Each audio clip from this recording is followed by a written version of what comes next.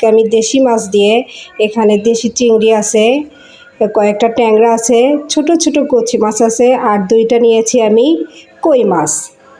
এই মাছগুলো দিয়ে আমি লাউ পাতা দিয়ে রান্না করব। লাউ পাতা, ধনিয়া পাতা আর একটা আলু দিয়েছি, দিয়ে চচ্চড়ি করব। সুন্দর করে মেখে নিয়েছি। আমি এখন মাছগুলো দিয়ে দিব।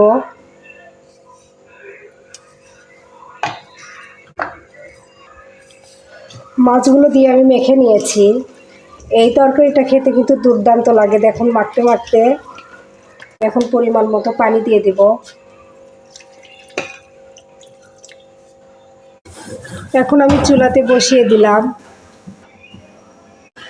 দেখুন রান্নাটা আমার প্রায় হয়ে গেছে। সুন্দর লাগতেছে, একবারে সবুজ সবুজ।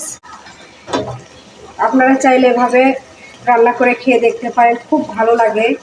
লাউ পাতা দিয়ে মাছ দিয়ে চচ্চড়ি, দেশি মাছ দিয়ে লাউয়ের পাতা দিয়ে চচ্চড়ি করে নামিয়ে নিলাম। বন্ধুরা বলে যাবেন কেমন হয়েছে।